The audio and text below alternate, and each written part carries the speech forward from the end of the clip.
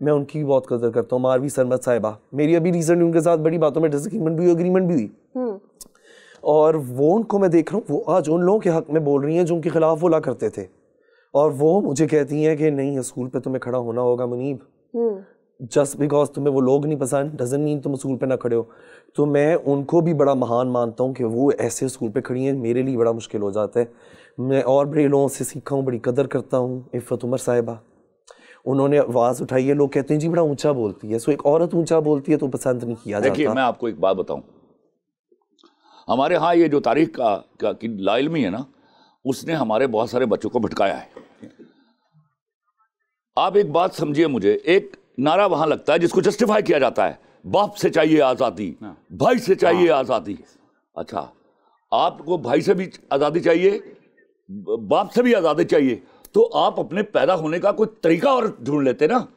میں اب آپ کو ایک اور چیز میں نے پوچھی, ان فیمنسٹوں سے پوچھی میں نے کہا تم لوگ کیا کر رہے ہو, تم آر یو پروگریسو؟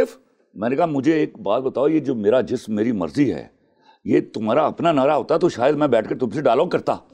تم نے یہ چرایا وہاں سے, مائی باڈی مائی چوائس, 1991 میں یہ نعرہ لگایا گیا. میں فرض محال میں مان لیتا ہوں یہ نعرہ صحیح ہے, تو ذرا مجھے ٹائم ٹیبل تو دو. یہ مرضی شروع کب ہوگی؟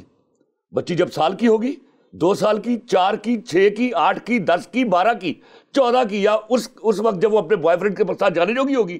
تو یہ سوچ کر کوئی باپ بچی پیدا کرنے نہیں لگا. یہ ہوا تھا, یہ واقعہ ہوا تھا بیفور پروفٹ صلی اللہ علیہ وسلم, کہ لوگ بچیوں کو پیدا ہونے ہوتے ہی زندہ دفنا دیا جاتا تھا. اور خدا کے واسطے یار, یہ وہ عورت ہے جس کی وجہ سے میرا معاشرہ چل رہا ہے, اس کو اس گندگی کی طرف دھکیل لو گی just because of you are impressed by them. کیونکہ میں اور تم بھی آج انگریزی بولنے لگ گئے ہیں. ہماری بدقسمتی یہ ہے, 1 منٹ عائشہ چپ رہو, ہماری بدقسمتی یہ ہے کہ ہم اپنی زبان سے نابلد, ہم اپنی نام سے نابلد. ہمارے ہاں, میں ابھی ایک تصویر دیکھ رہا تھا, ہمارے ایک ایکٹر ہے جو ہالی ووڈ میں کام کر کے آئے ہیں, وہ پورا سوٹ پہن کے ٹائی لگا کے بو لگا کے بیٹھا ہوا ہے, اور بیوی اس کی ننگی ہے کیونکہ وہ باہر کی ہے. اور یار کون سی دنیا میں رہ رہے ہو تم لوگ؟ یہ وہ ظلم ہے.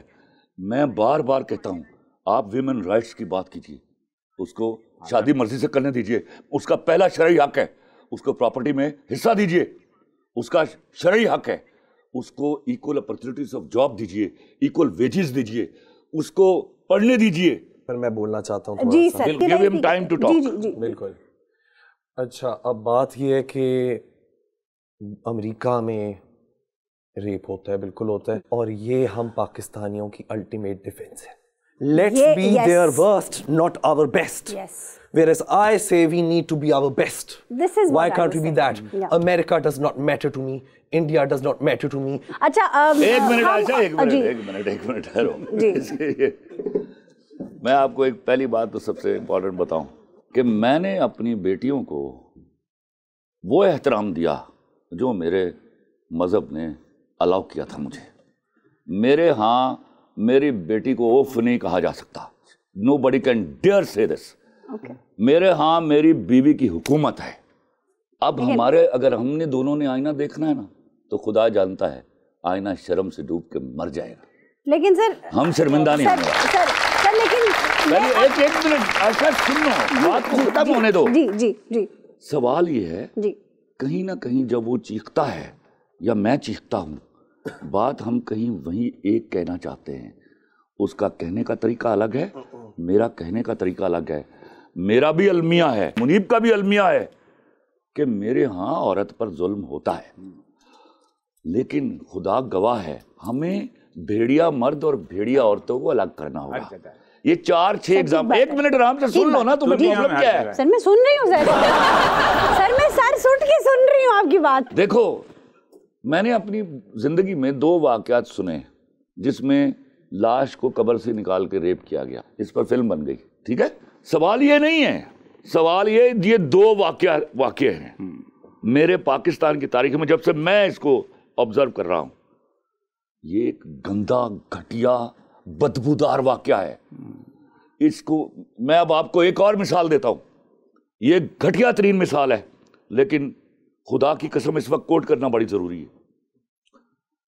میرا ایک دوست ڈسٹرکٹ سیشن جج لگا, میرا لنگوٹیا تھا سیالکوٹ میں, تو اس نے مجھے, ہم غریب لوگ ہوا کرتے تھے, اب اللہ نے مہربانیاں کر دی تو ہم ایک دوسرے کو دکھاتے ہیں نا, پھر یار چیک کر. تو اس نے مجھے اگلے دن کہا کہ آ کے کھانا کھا. تو میں کراچی سے آیا اور میں گیا اس کے پاس سیالکوٹ, تو مجسٹریٹ کی میٹنگ چل رہی تھی اور ہی واز ہیڈنگ اٹ.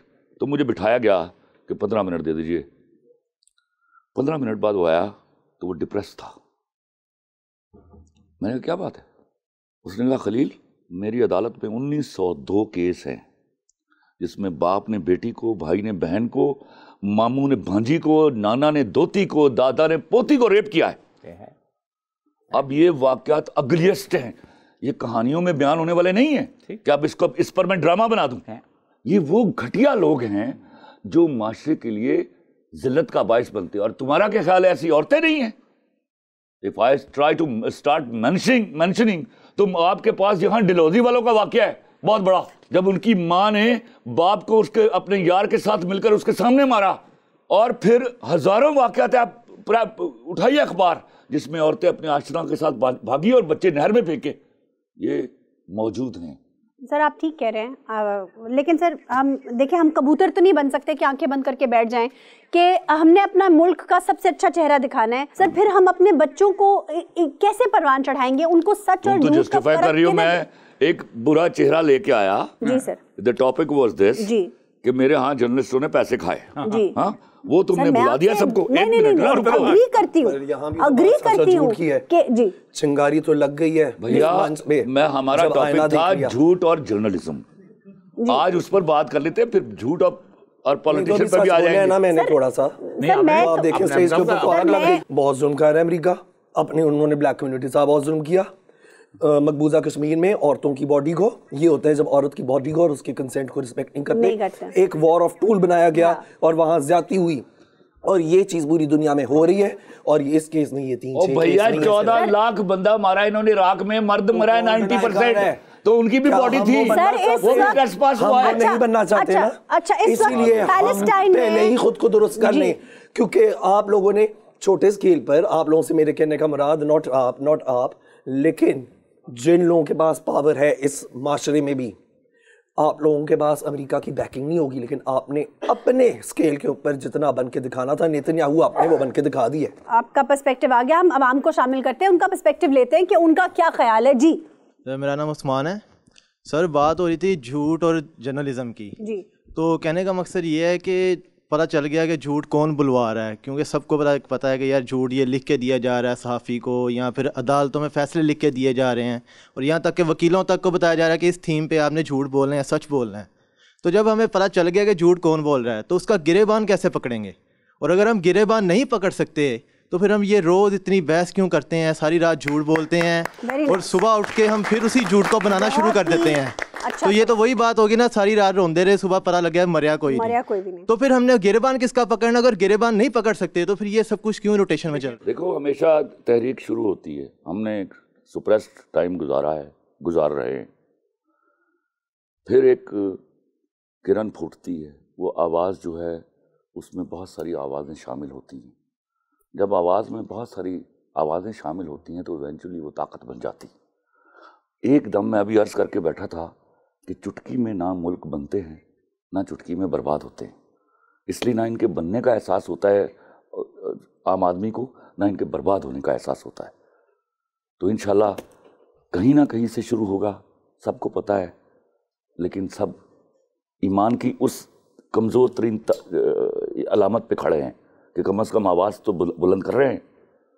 جو جس کی ہمت ہے وہ وہی کر سکتا ہے. چیز ہے کہ سچ بولنے دیا جائے یا اس کی مرضی کے مطابق بولنے دیا جائے, تو پھر کیوں لیا جاتا ہے؟ اس نے احمد فرحاد نے کہا جی میں سچ بولتا ہوں مجھے اٹھا لو, اور پھر اس کو اٹھا لیا. مطلب یا جمہوریت کو چلے دیا یا بیٹھا چنگا نہیں لگتا پھر. منیب میں آپ کی طرف آؤں گی, ایک چھوٹا سا جملہ مجھے کہنے دیجیے.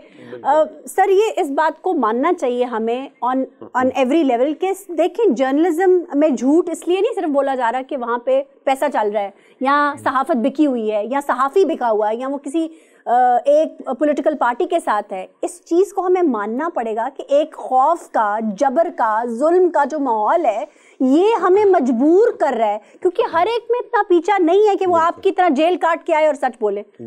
हर एक में नहीं है, किसी के बच्चे हैं, किसी के भी घर में रोने वाला कोई नहीं, किसी की बैकबोन कोई नहीं, कमाने वाला कोई नहीं होती लोगों में इतनी हिम्मत कि वो खड़े होकर जुल्म का मुकाबला कर सकें।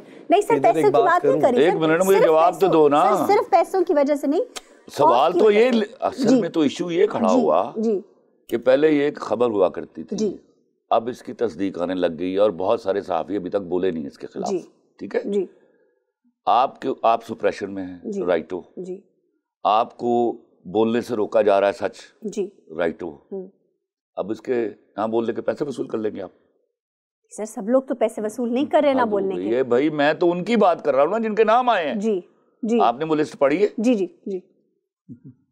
अब मैं उनको जस्टिफाई करने का क्या जवाब क्या है? बिल्कुल उनकी कोई जस्टिफिकेशन तो उन्हीं की बात कर रहा हूँ जी जी, उनकी कोई जस्टिफिकेशन नहीं है। मैंने एक बात की थी स्टेट सेंसरशिप के बारे में जी, और वो यहाँ हर कोई जो जवाब दे रहा है बिल्कुल सही दे रहे हैं कि चाहते हो कि मैं इधर बैठा रहूं कि नहीं। जब इस चीज़ का डर लग जाए हमें तो फिर उसका मतलब कि हम सबके मुंह पर ताले लग गए हैं, हम आज भी गुलाम हैं। किसी अमेरिका और बरतानिया की ज़रूरत नहीं है हमें गुलाम बनाने के लिए, उन्होंने कुछ कॉलोनियल लॉज हमारे पास छोड़ दिए थे, आज हम खुद कॉलोनियलिस्ट बन गए हैं। आज जिसकी लाठी उसकी भैंस वाला हाल हो गया है। जो लोग कल तक कहते थे शेख मुजीबुर रहमान गद्दार, आज कहते हैं वो हीरो है, वो मेरे जैसा हीरो है। वाह भाई, ये कब हुआ और कैसे हुआ? कहते थे बहुत गजब कर लिया, मोहसिन डावर को उठा लिया, असद अली तूर को उठा लिया, आज वो असद अली तूर के उठाए जाने के ऊपर होते हैं। तो दरअसल आधा सच फिर भी झूठ ही होता है। फिर हम इसी जगह पर अब अपने मुकालमे को कंक्लूड करते हैं। झूठ एक ऐसी बुराई है, झूठ एक ऐसा एक सच है जो इस वक्त हमारे मुआशरे में सरायत कर चुका है।